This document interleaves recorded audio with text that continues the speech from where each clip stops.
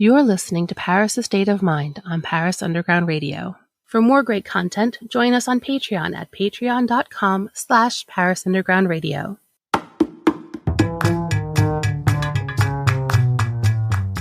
Welcome to Paris: A State of Mind.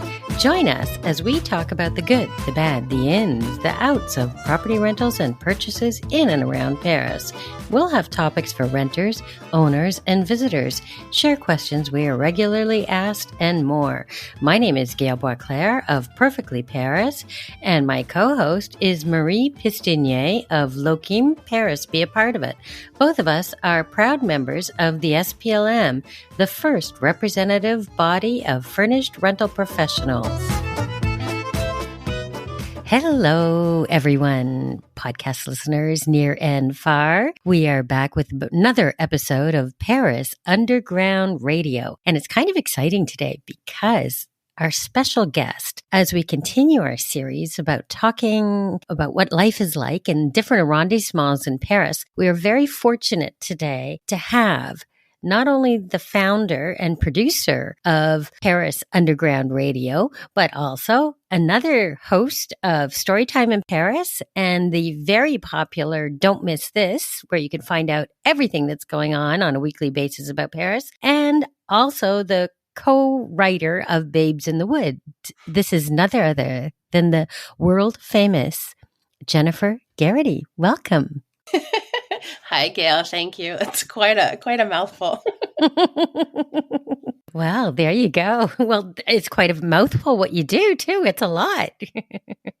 Yeah, I'm not good at just doing one thing. I like to do all of the things. Yeah, I know. I'm not really good at doing one thing either. I'm Miss Multitasker. So getting on with the conversations at hand, right now it's not where you live, but we're going to talk about a place that you feel is very underrated in the eyes of fellow Parisians and perhaps people that don't live in Paris. So what arrondissement would you like to talk about with us today?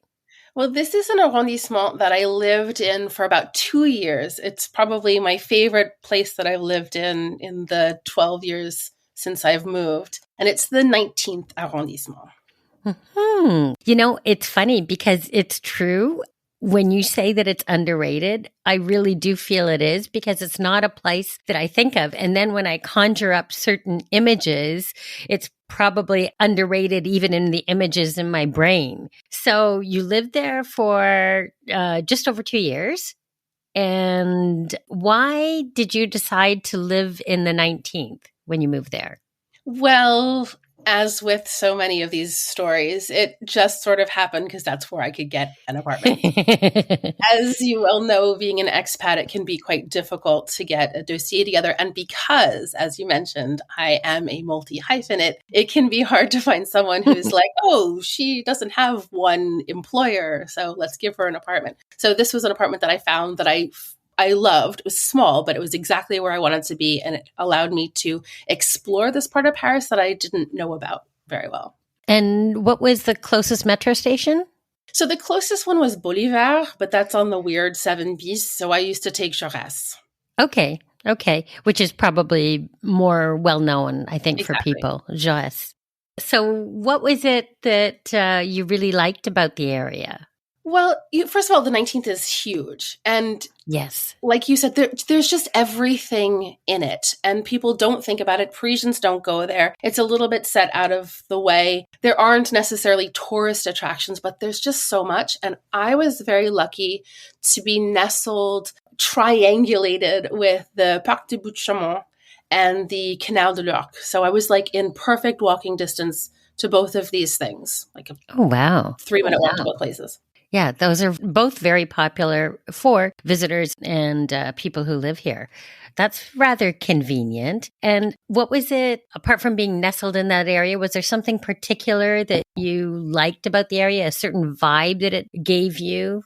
Absolutely. Yeah, it reminded me. So before I moved here, I was living in New York, in Brooklyn, in an area called Park Slope. And to me, the 19th has real Park Slope vibes. Huh. It feels very neighborhoody, but also kind of hip and cool. There are families, but also like lots of young college people getting their first apartments, that kind of thing. And it feels neighborhoody at the same time.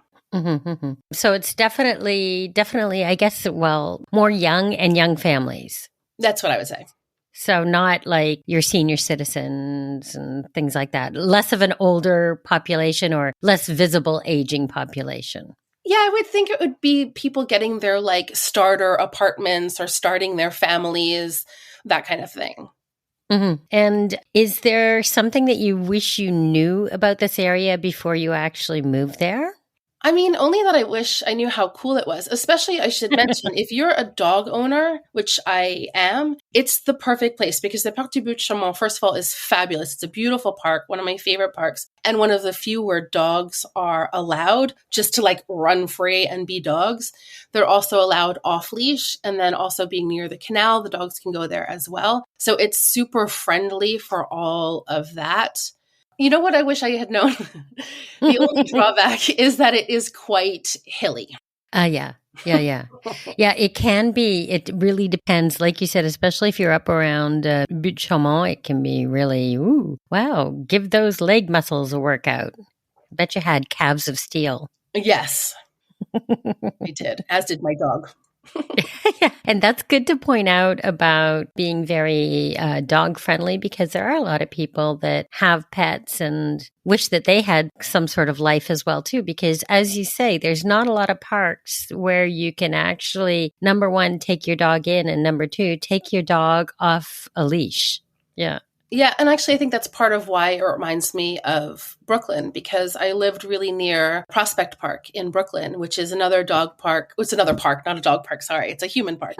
But they have off-leash hours early in the morning. So, For the humans or for the dogs?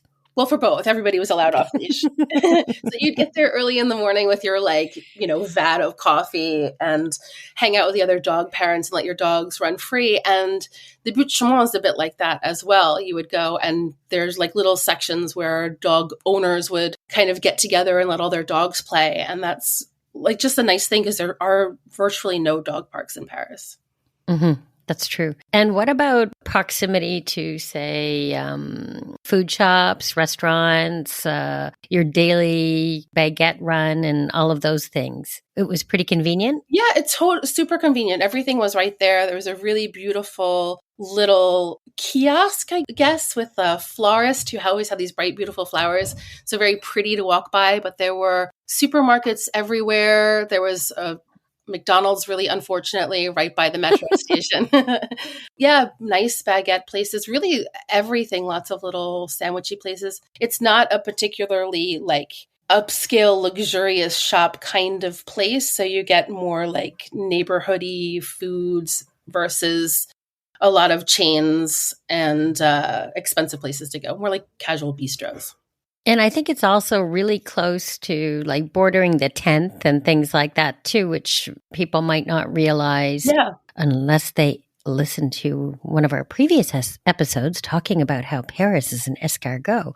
So yeah, with Jaurès, you've got a lot of other different things. You're really, really on the border of the 10th there. And it's true. I actually have an apartment that I manage in the 10th, and the closest metro station, one of them anyway, is Jaurès. So I do have to say that it took me a little bit of time to, I guess, see some of the positives of that kind of little area, but there definitely are places that you can seek out that are really funky and cool and hip. I did find that it was primarily young and things like that, even though I did see the odd older people, but it was definitely predominantly a younger area. Yeah, and when you're by the canal, there are these little streets and alleyways that are filled with street art that get updated often, and they're really beautiful to walk past. Along the canal, there are lots of little like funky places. There's 2 big movie theaters and there's a really funky little coffee shop. And if you're willing to venture even further into the 19th, God forbid, you can get up to the Parc de la Villette, which is another one of my favorite parks, which has the exhibits and concerts and in the summer, big open air cinema. So fabulous. Yeah, I was recently at La Villette as well, too. I mean, I'm not here to talk about the 19th, but it seems that I was in the 19th more than I actually remembered because you're saying all these things. I'll sneak up on you. It's true. I guess if you like culture, there's more of it than what we might think. And do you miss it? I do. I would love to live there again. Yeah. And you right now you live outside of Paris. Yes. Just on the edge, right? Technically, I'm in a suburb. I'm on the metro, but I'm on the worst metro. So, yes, I would love to. I'm on that same worst metro, as you know. It's the worst. But yes, I'm technically outside. I would rather be, the problem with where I am, the only real problem is that it's on the other side of the Seine, so it's not easy for me to walk to different places. Mm-hmm. So from the 19th, I could easily get to the 10th or wherever else. And where I am now, it's not so easy. So that's the only real drawback. Yeah, I think that that's important. And I think that, I guess do you know other parts? Like, so how long was the metro walk for you to, say, Jaurès? Oh, it was really short. I would think I was about like 2 minutes from Bolivar and maybe 7 minutes from Jaurès. But also I was quite close to line 5. I want to say like Lumière, something like that, over on line 5. Oh, yeah. Maybe that was like a 10-minute walk, something like that. You know, there's some lines I never go on. I never go on the 5. But I know it wasn't far. And that goes up to Parc de la Villette. There are also lots of bus stations around there too, if that's your thing. There are plenty of buses in the area. The closest metro, unfortunately, was the 7Bs, which is just a useless metro. Yeah. Okay. So that's the other metro stop that's close to the apartment that I manage, but I don't understand. Yeah, the 7B. Why? I agree. But we're not here to talk about the metro. No. Even though they should understand that they should have done something more useful than the 7Bs. Or at least update it. Yeah. And what type of, would you think that coming to Paris for your first time, either buying or renting a place, how would you feel about somebody moving into the 19th around Jaurès? I mean, I think it's lovely. It depends on what you're looking for, because if you're looking for something a little cozier, maybe a little bit more secluded than where I was a really nice place. But if you've just moved here and you want something that moves a little bit more, then you could move to the 19th over by Belleville and Ménilmontant, where there are lots of like clubs and it's a little bit more moving, a little bit more happening over there. That also has a quite young feel to it. And that might be a better place to just like meet your neighbors if that was your thing. Okay. So by Jaurès, it's kind of more calmer, and then Belleville is a little bit more, I guess, hipster-ish. Yeah, something like that. Which is not to say that Jaurès is like calm and quiet, because it isn't. It's just a little bit, I guess, cozier than, it feels a little bit more like you're nestled versus Ménilmontant or Belleville, where you kind of want to be outside and doing things. I think also because those neighborhoods, the buildings tend to be quite close together, whereas where I was, there were grander expanses, the parks and the canal and all that. It's a little bit more spread out. That makes a big difference, because that's a good point to mention when people are not used to living in Paris and come here and don't realize really the close quarters that you live in with your neighbors. You truly, when we say you live on top of your neighbors, we really do. So maybe the answer would be, if you're moving with your family over where I was by Jaurès would be great. But if you're moving as a single person, maybe you want to be closer to Belleville. Okay.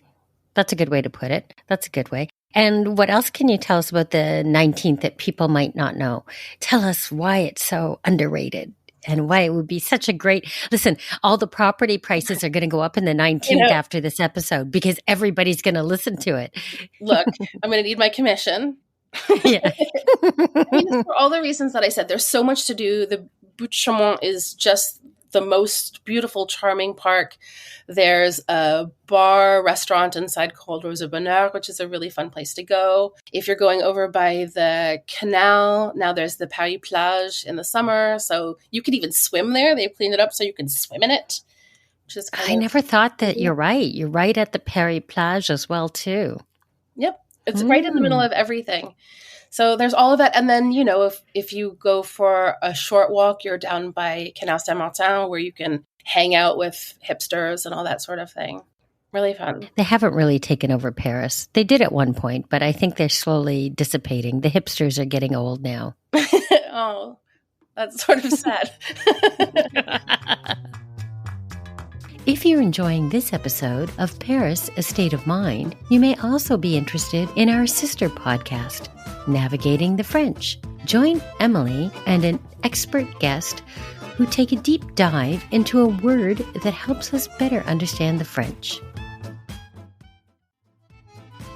And now back to Paris, A State of Mind. I can tell you about a secret restaurant if you want to know about the secret restaurant, my favorite place in the 19th that you might not know about.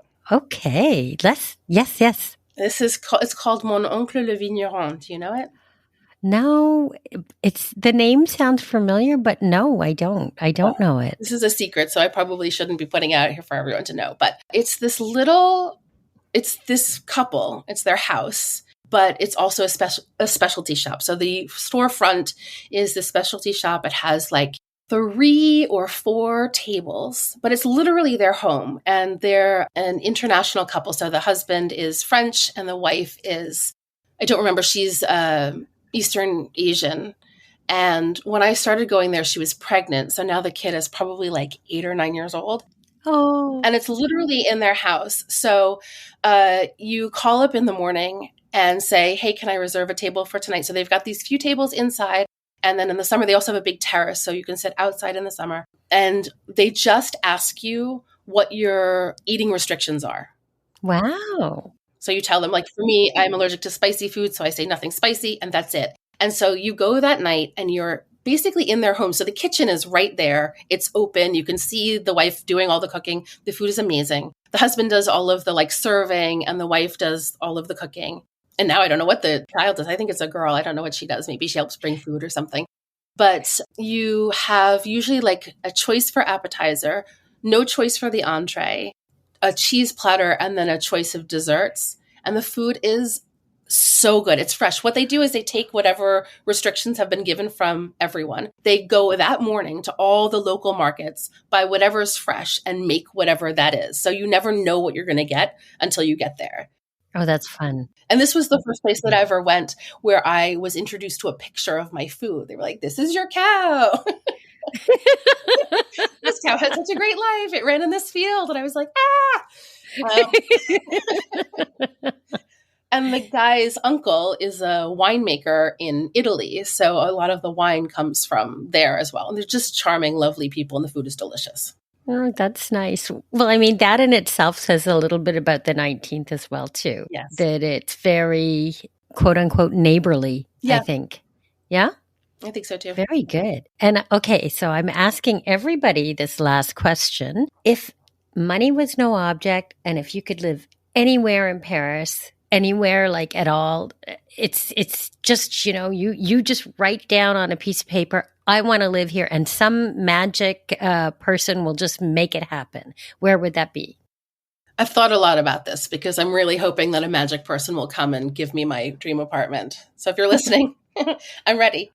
But I think my dream, if money was no object and I could have anything that I wanted, I would want a penthouse apartment with a huge terrace in the 10th overlooking the Canal Saint-Martin. Oh, wow. That sounds nice. That's exactly where I would be.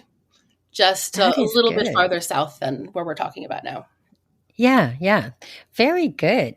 Oh, I want to go to that penthouse. Well, I will have my vernissage and you're more than welcome. Let's try to find that magic person to make it happen. Well, thank you very much. And Jennifer, I want you to just recap a little bit about yourself. I know we gave you an intro, but just tell our listeners a little bit more about you and how they can get in touch with you. Sure. So like we've said, I do a lot of things. I'm originally a filmmaker from New York, and now I'm focused mostly on podcasting, although I still do a little bit of film adjacent work. So yes, I am the founder and producer of Paris Underground Radio. I have 2 active podcasts. One is Storytime in Paris, which features interviews with authors that have a connection somehow to France. And then Don't Miss This, which comes out every week and talks about what's happening in Paris that week, but like off the beaten path kinds of things, not like here's the new exhibit at the Louvre. And I think that's mostly me.